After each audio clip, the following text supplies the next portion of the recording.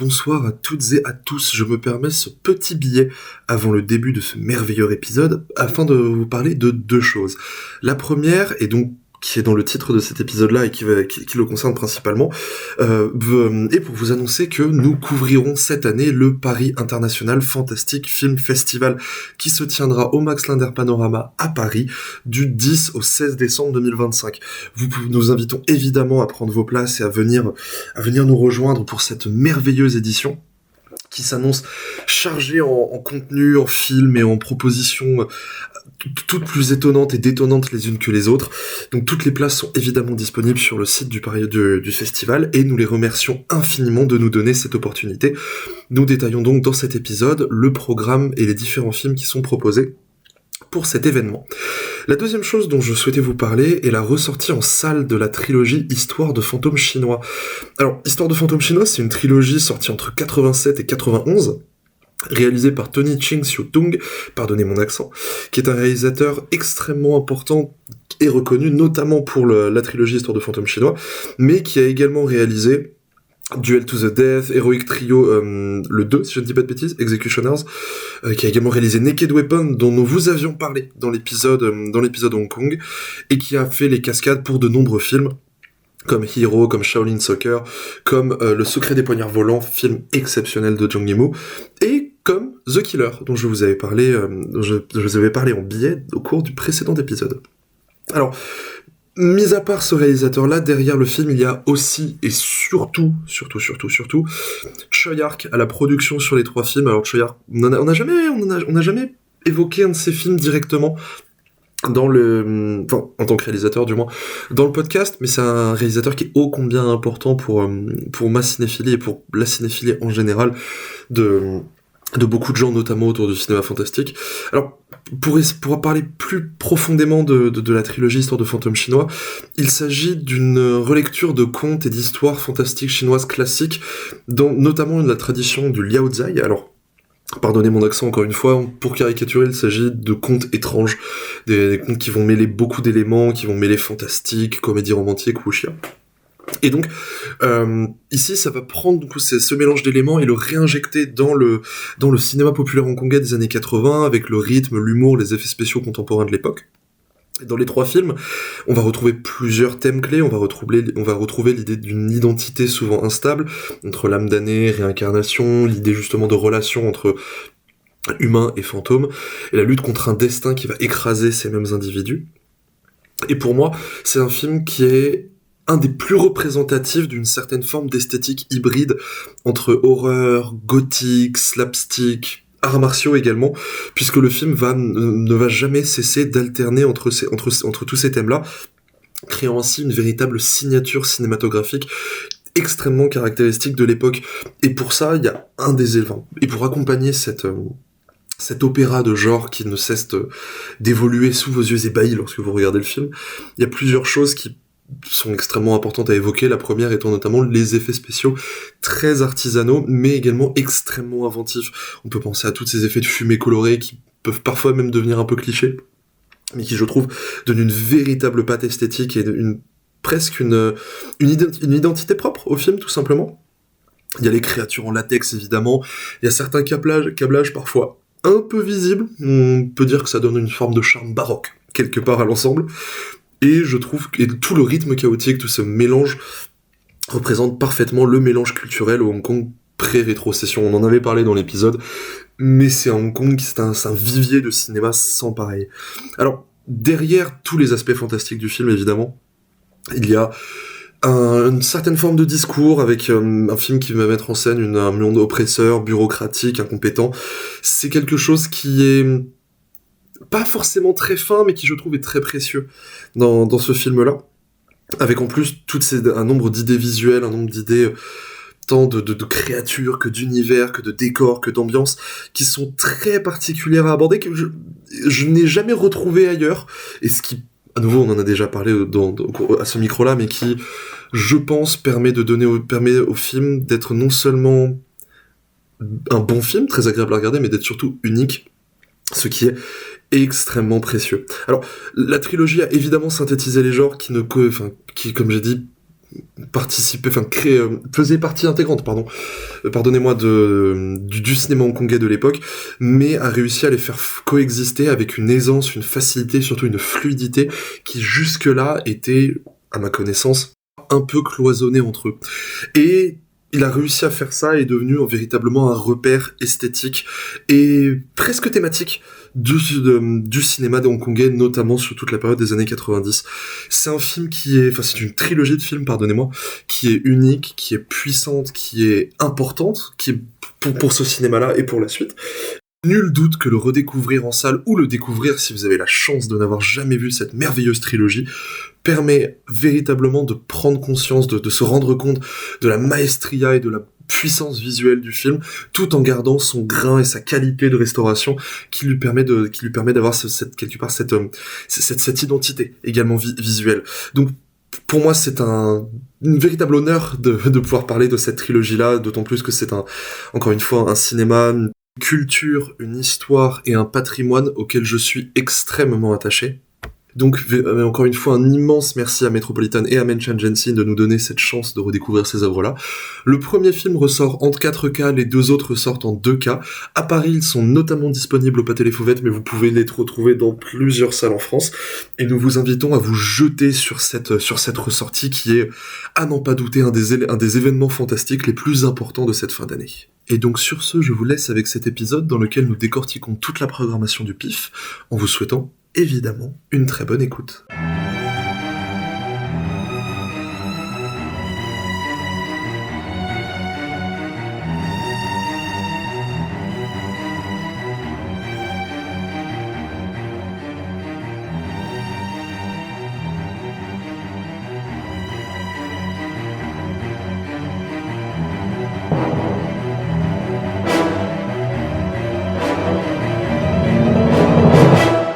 Bonjour à toutes et à tous et bienvenue dans le Fantastic Cast, le podcast qui vous parle de cinéma fantastique. Comment ça va, Roman ? Ça devient non seulement régulier, mais ça devient habituel presque. Exactement, bah ça va très très bien, et toi ? Ah bah ça va super, d'autant que là on est là peut-être pour annoncer un grand événement, un grand honneur et un immense plaisir pour nous, puisque cette année on va couvrir le PIF, donc le Paris International Fantastic Film Festival, pour sa 14e édition. Nous sommes extrêmement heureux de collaborer avec eux cette année. On avait donc couvert l'étrange festival il y a quelques mois de cela. Par ailleurs, ceux qui n'ont pas pu écouter l'épisode parce qu'il avait une petite période d'indisponibilité due à notre hébergeur, nous sommes sincèrement désolés. L'épisode Craven a également eu pareil, au moment où il sortira ce sera réglé, mais voilà. Donc on est en train de travailler sur ça et on va très probablement changer d'hébergeur très bientôt afin que ces problèmes ne se reproduisent plus.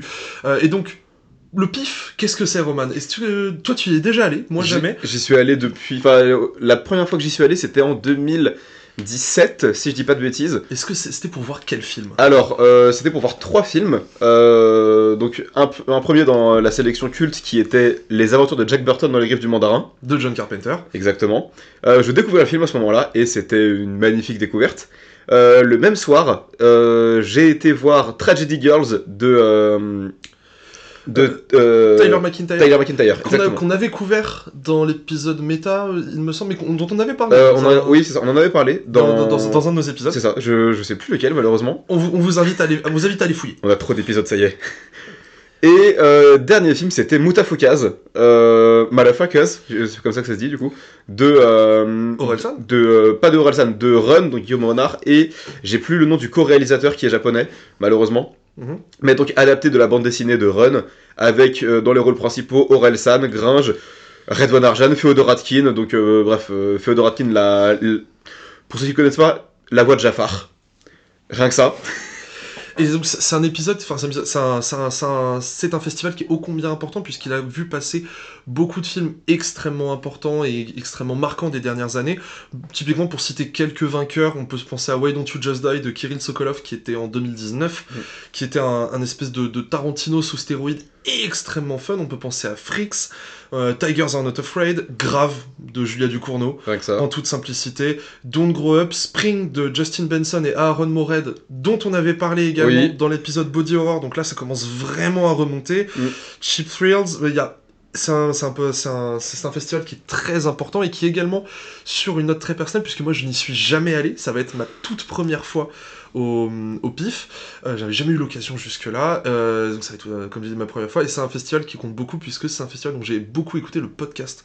Donc le PIFcast, qui aujourd'hui est terminé, qui, en toute sincérité, est une source d'inspiration très, très marquante pour le podcast que vous écoutez actuellement. Et donc Roman, est-ce que tu veux nous parler plus en détail de comment fonctionne le PIF, et peut-être nous donner plus de détails sur ce qui nous attend cette année? Alors, le PIF a cette particularité d'être au Max Linder Panorama, qui est, contrairement par exemple au Forum des Images, c'est le Forum des Images dans lequel se déroulait l'étrange, le Max Linder c'est un cinéma qui n'a qu'une seule salle, et donc un film est projeté à la fois, ce qui, de ce qu'en disent les organisateurs, est surtout pour une raison de cohésion entre les spectateurs, c'est-à-dire que tout le monde va voir la même chose en même temps, et tout le monde n'a pas à choisir la séance qu'il va voir, c'est vraiment, ce film joue à tel moment, et voilà. Ce qu'on avait typiquement avec l'étrange, où il y a plusieurs films que Roman a vu, que j'ai vu, qui étaient différents, sur des horaires différents à chaque fois. Donc là, pour le coup, a priori, vous aurez des avis communs, ou en tout cas, vous aurez un avis par film en théorie. Et donc, est-ce qu'on s'attaque à la programmation de ce festival ? Évidemment, avec grand plaisir. Alors, ça va être un peu long, il y a quand même pas mal de films, même si le festival ne dure que, avec des gros guillemets, une semaine, contrairement aux deux de l'étrange. Mais c'est aussi un moyen de juste globalement concentrer un peu tout ça et créer une espèce d'émulsion autour de ce festival. Donc, le film d'ouverture, et pas des moindres, Sisu, les chemins de la vengeance, de Jalmari Elander, donc qui est la suite de Sisu de l'or et du sang. Exactement, qui était sorti il y a 2 ans maintenant. Exactement, dont on avait parlé dans le bilan 2023. Effectivement, qui était cette espèce de John Wick de la Seconde Guerre mondiale, qui était rigolo, mais un peu qui était prometteur, on va dire, plus que vraiment satisfaisant sur le coup. Et là, peut-être qu'on tient enfin l'explosion attendue, on va dire. Peut-être que comme Weirwood, ça aura été un premier film chouette et un deuxième qui vraiment lâche les chevaux. C'est ça, sûrement, on en verra. Et surtout, même si vous le ratez au pif, même si je vous conseille d'essayer d'y aller, le film sort le 23 décembre dans les salles françaises, donc pas de gros retard. Donc on a une avant-première française au pif. C'est ça. Exact. Et c'est la première projection française du film. Ok. Voilà. Mais il sera précédé du court-métrage Jack the Giant Slayer, réalisé par Justin Benson et Aaron Moorhead. Oh, alors, réalisateurs dont on a déjà parlé plusieurs fois ici. Dans l'épisode VHS et dans l'épisode Body Horror. Voilà, mais qui sont des réalisateurs que j'aime beaucoup, mais non, c'est trop bien. Trop bien si on peut avoir leur nouveau. Exactement. Donc, j'imagine évidemment que c'est une première... C'est la première française de court-métrage, évidemment, mais cette soirée d'ouverture se finira sur une projection de la sélection de la séance culte, à savoir Vampire Hunter D Bloodlust. Yes. Yes. Venez le voir en salle, s'il vous plaît. Déjà parce que c'est un putain de film, alors ça en salle, ça va être fou. Donc c'est réalisé par Yoshiaki Kawajiri, qui a réalisé entre autres un segment de Animatrix. Et donc c'est la suite du film Vampire Hunter D, sorti en 85. Et donc adapté évidemment des romans éponymes, donc allez-y. Mais donc, on parlait de la séance culte à ce moment-là. La séance culte, c'est quoi ? C'est la sélection du PIF qui se base sur les films de patrimoine, ou du moins sur les films plus anciens. Je regarde si... Techniquement, film de patrimoine, il faut que ça ait plus de 10 ans. Ils ont tous plus de 10 ans. Ils ont le plus vieux, le plus récent, il a 19 ans. Mais donc, le premier dont on va parler, c'est Kist, réalisé par Lynn Stopkiewicz, un film canadien, qui parle de nécrophilie, globalement. Et projection en 35 mm avec une copie fournie par la Cinémathèque de Toulouse. Donc on les remercie pour ça. Ensuite, Mort de rire, d'un réalisateur dont on a déjà parlé ici, à savoir Alex de la Iglesia. Yes. Dont on avait parlé sur... le calendrier de l'Avent. Sur le calendrier de l'Avent, puisqu'il avait fait El Dia de la Bestia. C'est ça. Voilà. Et également sur... l'épisode Espagne où j'avais pris Perdita Durango. Exactement, c'est vrai. Film que j'aime beaucoup et qui a fait nombre de films cultes. Donc Mort de rire. Oh, ça va être chouette. Ça va être chouette. Ensuite, donc, Mort de rire, on va suivre un groupe de comiques qui suit une ascension fulgurante et qui va... où, du coup, les avis vont diverger entre les deux membres. Ensuite, Save the Green Planet de Jang Jung-wang. Donc, le film dont Bugonia est le remake, globalement. Voilà. Qui est un film coréen complètement fou, qui est à la fois captivant, fascinant et vraiment passionnant, mais qui est très dur à décrire. C'est de très loin l'une des séances que personnellement j'attends le plus. Mais est-ce que tu l'attends plus que L'au-delà de Lucio Fulci ? Quelle transition exceptionnelle. Séance présentée donc pour la restauration 4K, qui est la carte blanche de Nicolas Boukrieff, journaliste et réalisateur, à qui on doit entre autres Made in France, 3 jours et une vie, Cortex et Le Convoyeur, film qui a eu droit à son remake par Guy Ritchie, Un homme en colère. Exactement. Et là, l'au-delà de Fulci en salle, ça va être une expérience vraiment dingo. Alors, bon, Fulci, évidemment, dont on n'a jamais parlé. On n'a jamais eu de zoom sur lui. Il est vrai. Mais réalisateur italien qui fait peut-être parmi les films gore les plus impactants de sa génération, avec L'au-delà, L'enfer des zombies et Frayeur. Frayeur avec cette scène de vomi, notamment. Et L'enfer des zombies, avec sa scène de requin contre un zombie. C'est la scène d'intro, en plus, je crois, où c'est générique. C'est pas loin, c'est pas loin après l'intro. C'est scène culte s'il en est, mais L'au-delà, ça va être... C'est peut-être son film qui visuellement est un des plus fous, je pense. Donc vraiment en salle, ça va envoyer du pâté. Et accessoirement, Boukref est aussi scénariste sur Délicieux et sur Assassin de Kassovitz. Assassin de Kassovitz, film exceptionnel. Je sais que personne parle de ce film lorsqu'on parle de ses carrières de réalisateur. Mais il est cool. Il est cool, Assassin. C'est un film où il y a à peu près 300 000 idées par seconde. Faut jamais l'analyser parce que ça devient un casse-tête de attends, il a mis tel objet mais il a fait tel plan, qu'est-ce que ça veut dire. Mais c'est un vraiment film avec Jean-Pierre Léo qui joue. C'est pas du Solier. C'est peut-être du Solier. Bref, peu importe, c'est pas au sujet, mais voyez Assassin si vous avez l'occasion. Et enfin, dernier film de cette sélection culte, à savoir Apocalypto de Mel Gibson. Alors, cas compliqué que celui de Mel Gibson.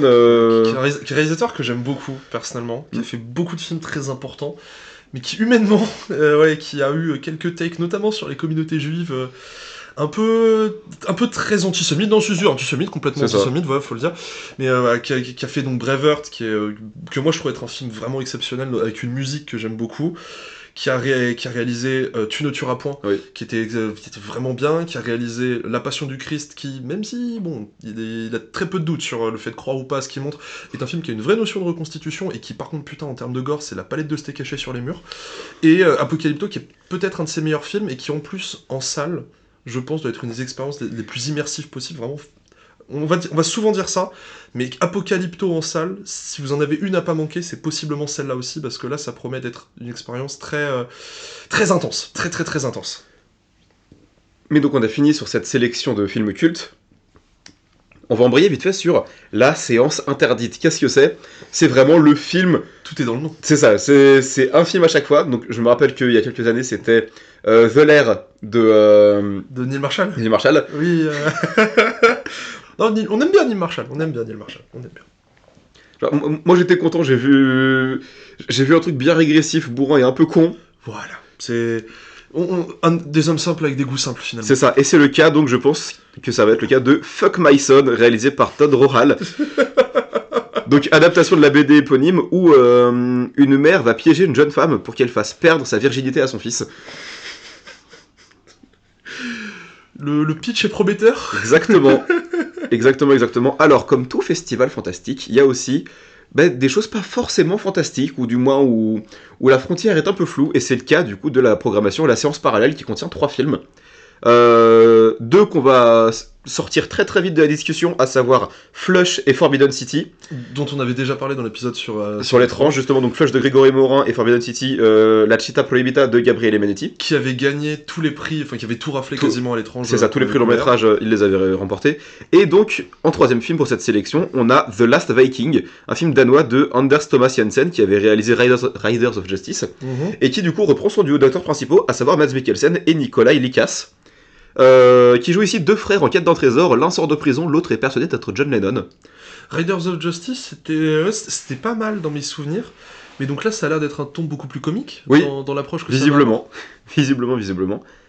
Alors, c'est pas que des films, le PIF, c'est aussi des histoires, des scénarios. Avant ça, juste précisons sur la notion de fantastique, le PIF avait également accueilli Bodied de Joseph Kahn, qui est pas du tout fantastique, mais qui est un film sur le rap, et qui est mortel. Donc pour le coup vraiment ça fait partie des séances à aller voir, tant par curiosité que par envie d'être surpris, parce que ça on va dire ça promet, mais non seulement ça promet, mais surtout ça, c'est pas parce que c'est pas fantastique qu'il y a pas une énergie commune qui peut être partagée par ces films. C'est ça, et en plus c'était l'année dernière, mais du coup l'année dernière Joseph Kahn a présenté son dernier film Hic, qui est toujours pas sorti, putain. Mais pour l'occasion, vu que le PIF avait déjà distribué Bodied et Détention, cette fois-ci, juste après Hic, ils ont passé en séance culte Torque, pour avoir passé tous les films de Joseph Kahn. Torque, il faudra qu'on en parle un jour. Torque en 35 mm. Ouais, il faudra qu'on en parle, notamment de la VF de Torque avec le comparatif entre les femmes et les selles de moto qui est très audacieux. Très très audacieux. Mais donc, le PIF, ce n'est pas que des films, c'est aussi des scénarios, et en l'occurrence, le Grand Prix Climax. Qu'est-ce que c'est ? C'est un concours de scénarios, de synopsis, où justement des scénaristes vont envoyer leurs histoires, leurs scénarios, et vont être jugés par un jury pour savoir lequel remportera ce Grand Prix. C'est un prétexte, même pour ceux qui ne gagnent pas, à obtenir une visibilité et à potentiellement intéresser des réalisateurs ou des producteurs qui seraient intéressés à réaliser ces films.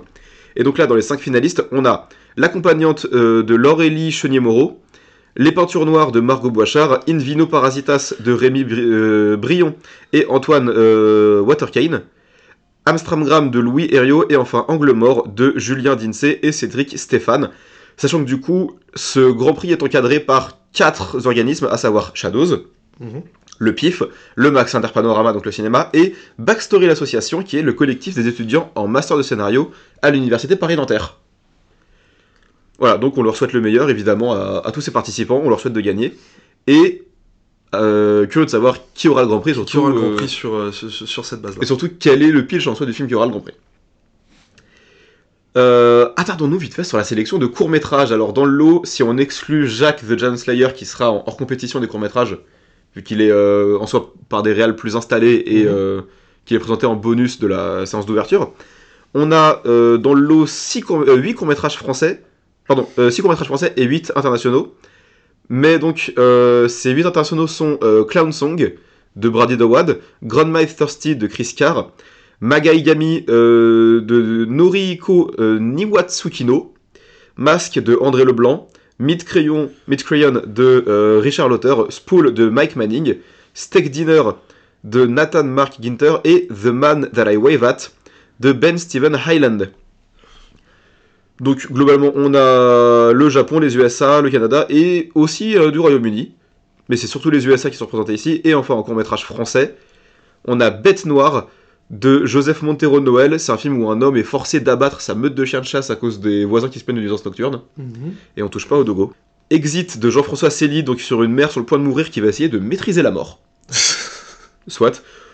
Holty de Laetitia Bellicini, un post-apo sur la fertilité, où un homme va tenter de rejoindre le dernier territoire encore fécond qu'une mystérieuse organisation s'est réappropriée.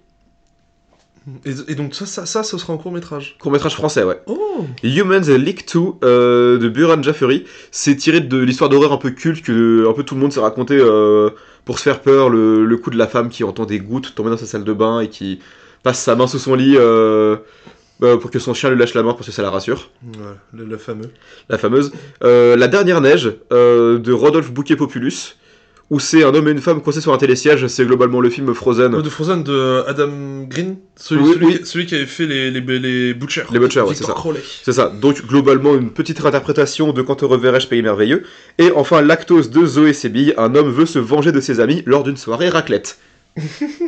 Non mais pour le coup, et là, sur les courts-métrages, alors c'est vrai qu'on n'a jamais parlé de courts-métrages au micro de ce podcast, mais c'est un format qui est extrêmement riche et extrêmement intéressant parce que un peu à la manière d'un film à sketch. Alors techniquement on a parlé des courts-métrages qui ont gagné des prix à l'étrange. Pour l'étrange, mais jamais dans un épisode dédié, mais on vous invite vraiment à y aller, parce que un peu la manière d'un film à sketch, comme je disais, si vous n'aimez pas un des courts-métrages, que ce soit par l'univers, l'esthétique, l'approche, le genre, peu importe, et dans le nom, c'est assez court et resserré, vous pourrez en avoir d'autres, parce que si je dis pas de bêtises, les séances couvrent plusieurs courts-métrages à chaque fois. C'est ça, il y aura une séance pour les courts-métrages français, une pour les courts internationaux.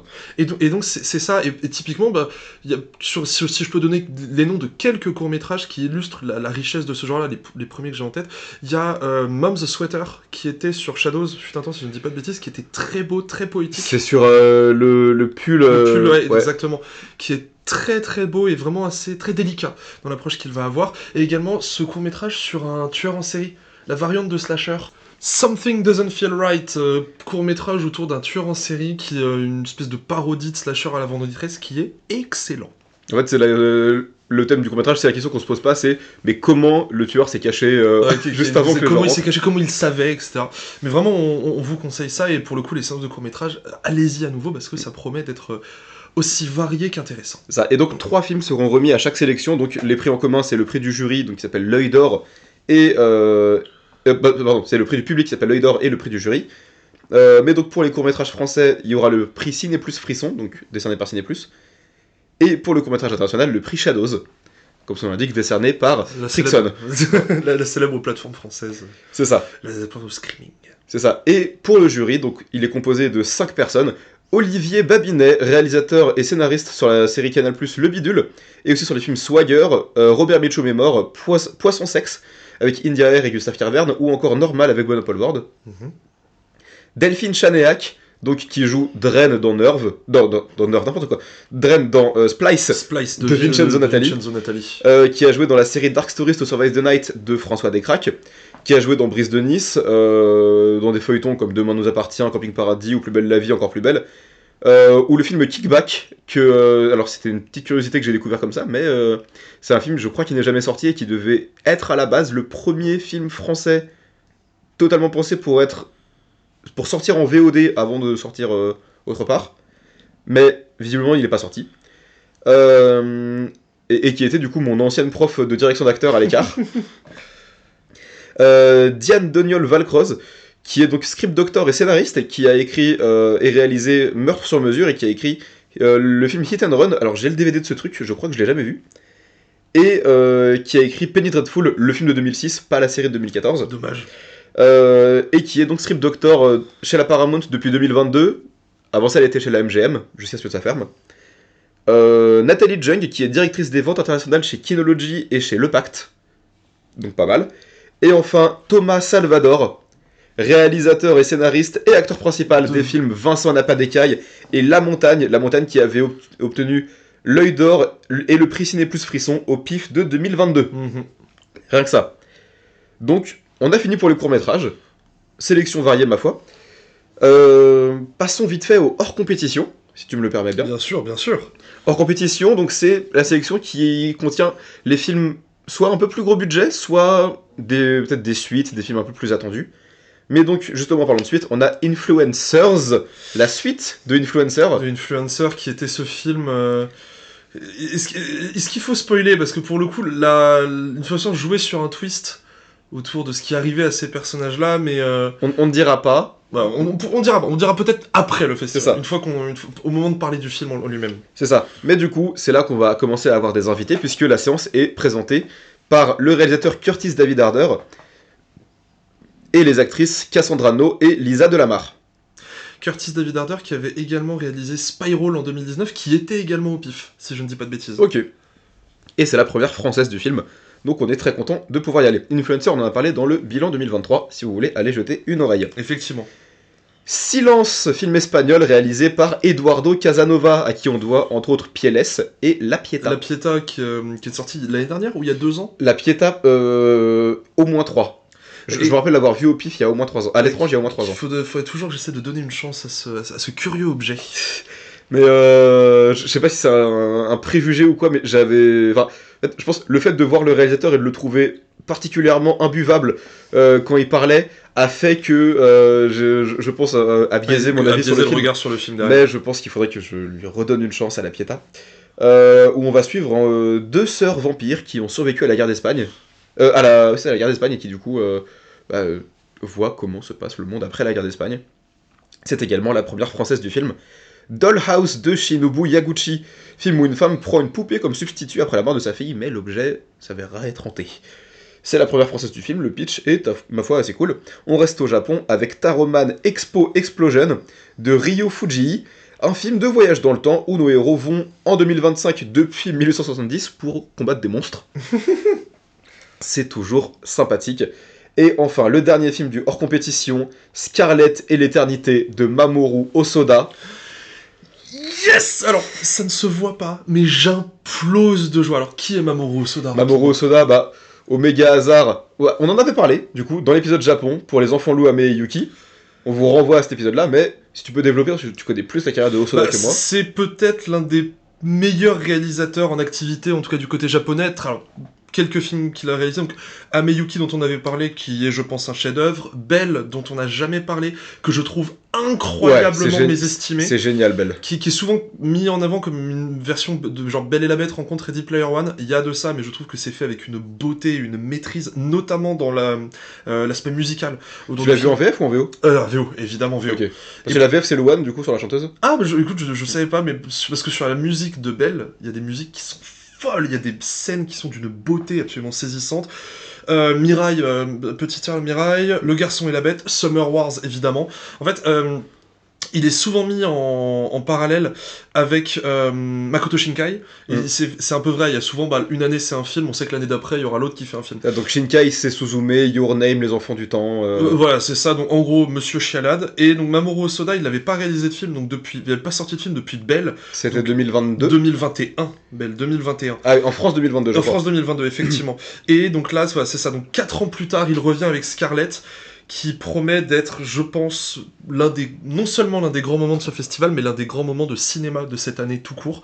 Parce que dire que je l'attends est un doux euphémisme, tant ce film, je pense, peut fracasser mon demi-top de l'année, étant donné que moi et les tops, c'est toujours une grande histoire d'amour-haine, mais je pense sans hésiter que ça va être l'un de mes go-to les plus puissants de cette édition.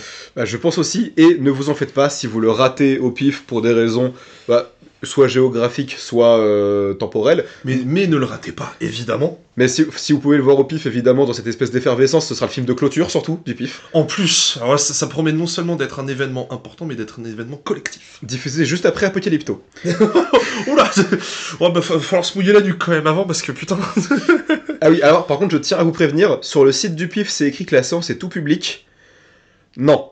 Parce que la cérémonie de clôture va aussi consister en, ça j'en parlerai à la fin, la projection des courts-métrages qui ont gagné les prix. Les courts-métrages en tant que tels ont des chances de pas être tout public. Donc si vous pensez amener vos enfants à la cérémonie de clôture... Vérifiez les courts-métrages possiblement. Exactement. Et donc, le film sortira en France le 3 mars. Donc, rien d'alarmant d'ici là. Mais si vous le ratez... Si vous voulez le voir avec quelques mois d'avance, évidemment, cette séance de clôture du pif. Exactement.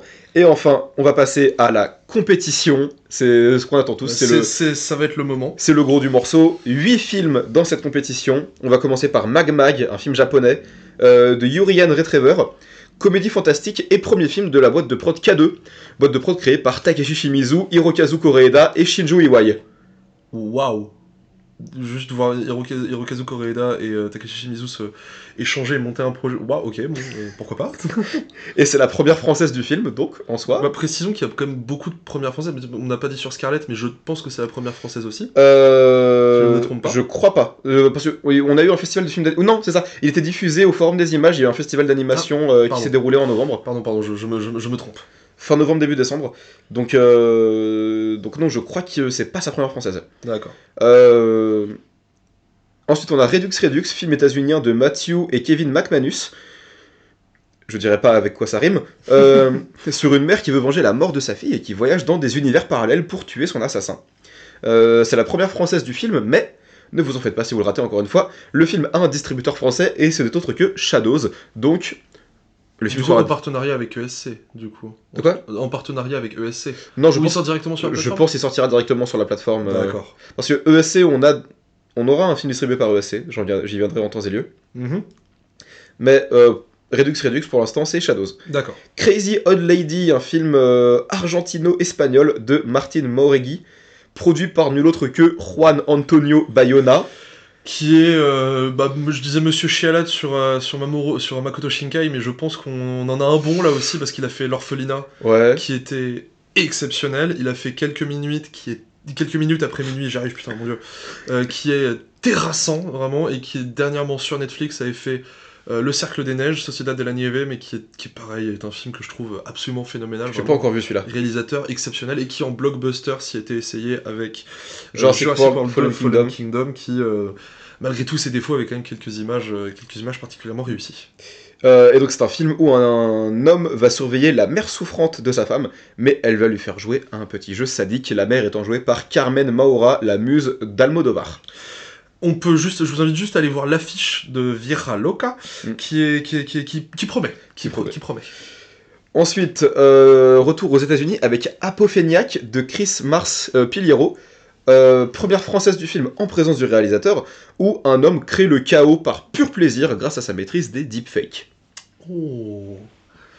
C'est intéressant parce que pour le coup, avec un pitch comme ça peut aller vraiment soit dans un truc très très misanthrope, très méchant, ou juste du pur fun complètement nawak, beaucoup plus barré. Donc très très curieux, très curieux. Mais ça me rend pas aussi curieux que Junk World, évidemment, film en stop motion japonais réalisé par Takahide Ori, la suite de Junkhead qui m'avait mis une petite claque, surtout quand on sait que le mec a fait ça tout seul. Alors Junkhead, c'était quoi l'histoire et le principe rapidement ? C'est un petit homme qui va découvrir une espèce de monde souterrain mystérieux et qui va ensuite essayer d'en sortir. Voilà, globalement j'en dis juste ça. Il y aura des monstres, c'est de la stop motion très minimaliste, mais en même temps c'est ça qui donne tout son charme je trouve. Et si vous avez l'occasion, foncez sur Junkhead. Il y a un Blu-ray français vu que le film est sorti en salle en France. Il est sorti il y a 3 ans, si je dis pas de bêtises. 3 ans, il me semble. Ou peut-être 2 ans, je sais plus. Et il avait également une grosse tournée des festivals au moment de sa sortie. Ouais. Enfin, au moment de son arrivée en France. C'est ça. Distribué par UFO, donc possiblement une date de sortie française prochaine. Je crois que c'était aussi eux qui avaient distribué Junkhead. Donc, on pourra l'avoir en salle, je pense, dans les prochains mois. Notez que le petit bonhomme est trop mignon.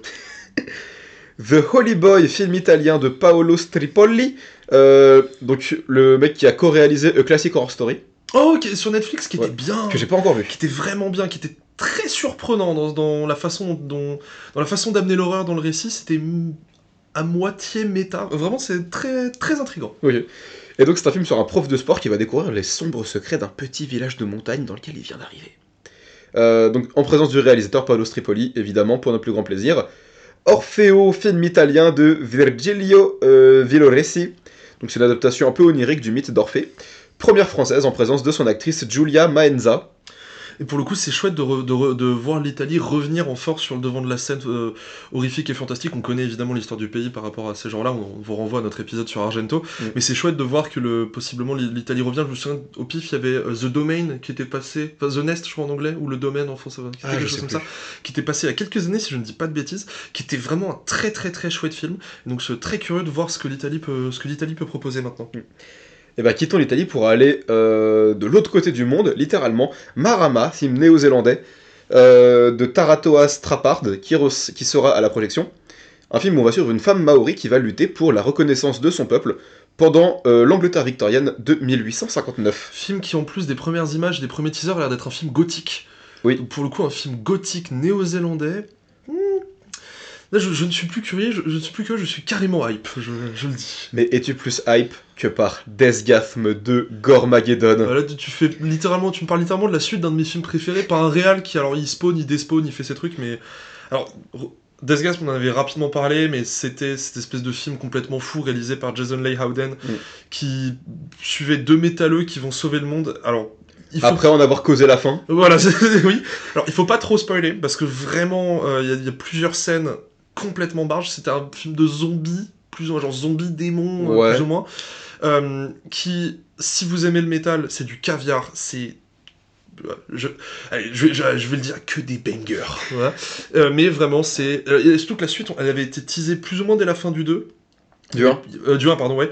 Il y a eu beaucoup d'annonces, on savait pas trop si ça allait se faire. Il y a eu un crowdfunding pour le faire, parce qu'entre-temps, il avait fait Gun Akimbo, qui avait pas marché de fou.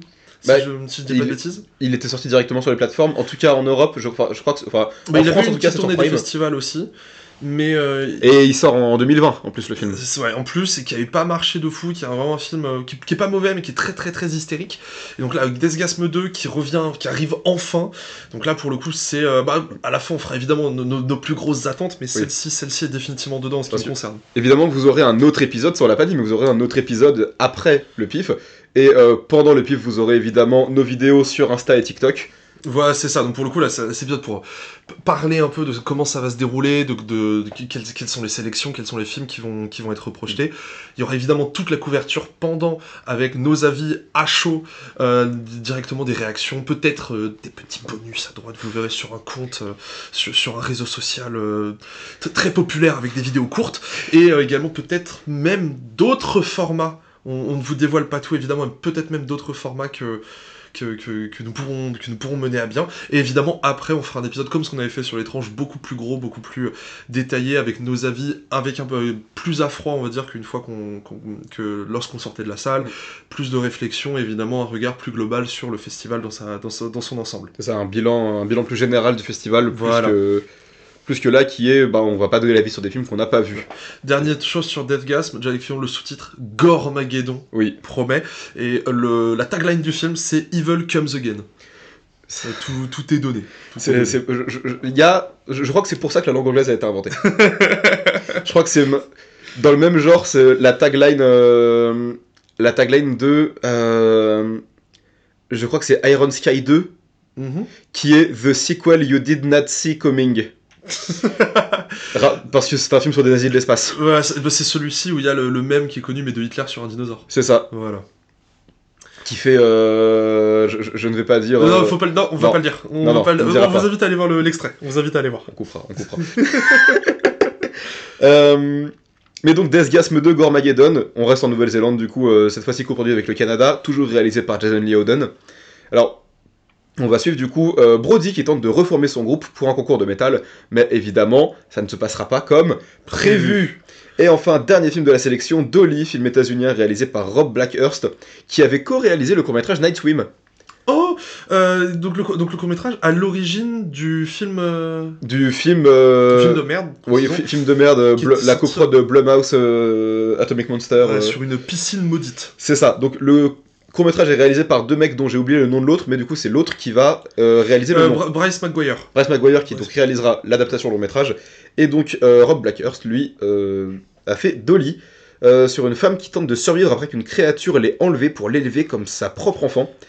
Avec un casting intéressant puisqu'il contient Sean William Scott, donc le Stifler de American Pie, et un certain Max l'Empaleur dans le rôle principal. C'est le nom de l'acteur, pas celui du personnage. Oui, ce serait pas un catcheur ou un truc comme ça Je sais pas, mais c'est beau en tout cas. Rapidement sur le réalisateur, je vois qu'il avait réalisé Here Alone, qui était un film d'épidémie, sorti en 2015-2016, qui était vraiment pas mal, et sur Sean William Scott, un petit détour rapidement, parce qu'effectivement c'est le Stifler de American Pie. C'est le mec qui kidnappe un léprechaune dans My Movie Project. Voilà, mais il a également joué dans 2 films, pour prouver que ça peut être aussi quelqu'un qui peut faire du premier degré, il a joué dans 2 films que j'aime vraiment. Je sais lequel tu veux dire. Southland Tales, oui. Qui est vraiment un film que j'adore, alors qui est un film qu'on qualifiera de mutant, mais qui mute devant vous, mais qui est vraiment super, et également Bloodlines, qui était un film de vigilante, pas parfait du tout, mais dans lequel lui dégageait une vraie intensité, donc pas très intrigué, ne serait-ce que par le pitch. Et donc, le film sortira en France sûrement prochainement, puisqu'il est distribué par ESC. Donc, qui avait distribué Project Wolf Hunting, The Sadness, qui se sont fait alors qui avait aussi distribué Les Chambres Rouges. Oui, les Terrifier aussi. Voilà, mais qui globalement, à avec Shadows. 90% se sont fait une spécialité de film où il y a de la viande sur les murs.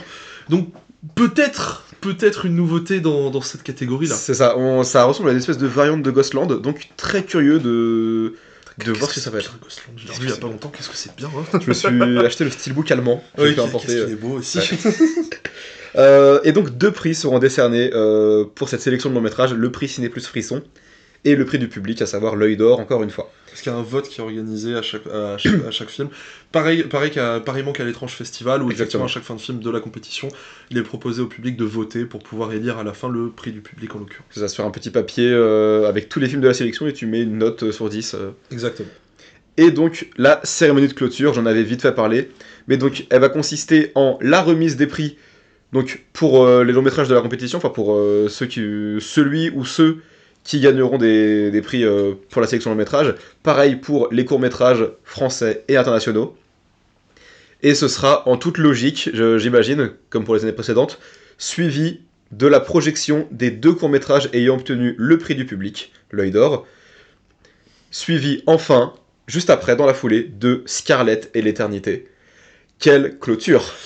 Ça pas qu'un peu. Alors déjà évidemment un immense merci au PIF de nous donner cette occasion de pouvoir le couvrir, de pouvoir vous proposer le contenu autour de ce merveilleux festival. Alors on a fini sur toute la programmation autour. Oui. Quelles sont tes plus grosses attentes pour ce PIF ? Bah, ça va être beaucoup de suites essentiellement, parce que ça va être Deathgasm 2, ça va être Junk World principalement, ça va être Scarlet, ça c'est sûr et certain. Scarlet et l'éternité. Là, les premiers visuels donnent vraiment très envie. Et ouais, il y a Dolly qui me tente beaucoup. Sisu peut-être. Ah oui, Sisu évidemment. Toi, t'avais vraiment beaucoup aimé le premier. Ouais, en film d'ouverture en plus, ça va être bien chambé. Je pense que revoir l'au-delà en salle, en 4K, ça va donner un petit quelque chose. Personnellement, je pense que si jamais je m'interdis les suites, j'avoue que je serais très curieux de enfin pouvoir voir The Forbidden City, que je n'avais pas pu voir à l'étrange, donc je serais très content de le voir. Il y a Fuck My Son, la séance interdite, qui vraiment... What? Moi, il y a Apopheniax aussi, le truc des deepfakes, je t'avoue que... Ah, c'est ça, c'est très... Conceptuellement, ça peut être génial. Et Crazy Old Lady. Crazy Old Lady qui a vraiment l'air d'avoir ce côté un peu déviant, un peu malsain, étrange qui me parle. Et également Dolly. Dolly qui, pour le coup, de ce que j'en ai vu, a l'air d'être... Enfin, de ce que j'en ai vu, des quelques informations que j'ai pu glaner. Déjà, l'interdiction au moins de 16 ans, dont tu n'as pas parlé, mais qui peut aller dans ce sens de viande sur les murs qu'on espère. Alors sachant que tous les films n'ont pas d'interdiction parce que tous les films n'ont tout simplement pas de distributeur français. Dolly a ESC, donc il a un visa, donc une interdiction. À noter qu'il y a quand même plusieurs films qui ont des interdictions au moins de 16 ans dans cette condition. Je crois qu'il y en a bien 5 ou 6. J'ai repéré, typiquement, il y a Crazy Old Lady qui en a une que je viens de vérifier. Il a pas de distributeur celui-là ? Pour le coup, c'est mentionné sur le site du PIF qu'on vous invite à consulter que la séance sera interdite au moins de 16 ans. Ok. C'est vrai qu'il y a une responsabilité du cinéma. Voilà. Je pense que c'est plus le Max Linder que le PIF à ce moment-là. Et donc, on a mentionné les suites. Et est-ce qu'il y a également des événements particuliers que tu attends à ce festival ? Je t'avoue que la projo court-métrage français, je l'attends pas mal. Parce qu'il y en a certains qui ont des pitchs, typiquement Holty, donc le film sur la fertilité, me botte pas mal. Le fait de déployer un concept pareil en court-métrage, c'est ça qui est intriguant. Alors oui, la durée varie, je crois que le plus court dans le lot c'est Humans League 2, qui dure genre 6 minutes, et les plus longs ils vont taper les 25. Typiquement c'est exactement le différentiel qu'on avait eu à l'étrange, quand on avait eu Glut qui durait 25 minutes, suivi de plan séquence en cuisine. C'est ça, suivi de Playing God, qui en durait 5 ou 6. Et preuve en est que la longueur ne va pas forcément dire grand chose. On vous renvoie à l'épisode directement où nous avions apprécié Glut, mais où on s'était pris une énorme claque par Playing God qui en 5 minutes nous avait terrifié, pour ainsi dire. Mais après, ça triche la stop motion, je suis un énorme fan. Et c'est une stop motion proprement terrifiante. Voilà. C'est un réservoir à cauchemar ce truc. Mais oui, j'avoue que les projets de court-métrage me hype pas mal. Et je pense que... Ouais, Fuck My Son, tu l'avais dit, mais... En plus, séance de minuit pour Fuck My Son... C'est ça, c'est le côté... Ce pitch complètement hors sol, en séance interdite, avec en plus des premières images qui vendent des choses très, très intrigantes. Donc non, pour le coup, je serais curieux de savoir pourquoi est-ce qu'il s'est retrouvé en séance interdite, donc tout naturellement, il faut y aller. Et puis comme tu l'as dit, une des dernières choses que j'aimerais mentionner, le fait que tous les films soient dans une salle, dans une seule et même salle, et donc qui permettent théoriquement de tout voir, fait que sur une journée, on peut vraiment s'enchaîner pas mal de choses. Alors, en fonction de nos emplois du temps, je sais que personnellement, je sais d'avance que je ne pourrais pas tout couvrir, mais on va se débrouiller, on va forcément trouver quelque chose. Moi non plus d'ailleurs, mais... mais on verra. On couvrira évidemment le plus de choses possible pour en parler, pour vous créer du contenu autour de ça. Et je pense que ça va être un très très très très bel événement de cette année. Je crois que la journée la plus longue, c'est le samedi. Non, c'est le vendredi, pardon. Qui contient... vendredi et samedi sont très longs, mais en gros... vendredi, on aura donc vendredi 12 décembre. Oui, c'est vrai qu'on n'a pas dit les dates, mais le PIF... Le PIF va donc se dérouler du mercredi 10 au mardi 16 décembre. Donc ça va vraiment sortir là, quoi. Et oui, on a 2 journées qui seront assez longues. Le vendredi 12, qui commencera plus tôt que les autres journées par le Grand Prix Climax à 9h du matin. Et qui aura donc ensuite Influencers, Crazy Old Lady, Mort de Rire, Apopheniax et The Last Viking. Et le samedi 13, qui sera aussi très long, puisque c'est là qu'on aura la séance de minuit avec Fuck My Son. Donc... Fuck My Son, point d'exclamation à la fin. Oui. Donc c'est un ordre, il faut le faire. Et bah écoute, je pense qu'on a terminé sur cet épisode de preview. C'est ça. Encore une fois, un immense merci au PIF, on ne le répétera jamais Merci assez. beaucoup. Et puis on vous retrouve dès le 10 décembre pour commencer, pour commencer nos avis et nos retours sur tout ce merveilleux festival au cours de cette non moins merveilleuse manifestation. Et puis à la fin, autour de fin décembre à peu près, vous aurez l'épisode sur le bilan qu'on peut faire qu'on fera du festival, des différents films, de comment ça s'est déroulé, des prix qui ont été décernés, avec, comme je l'ai dit, peut-être des petits bonus de contenu autour que nous vous proposerons.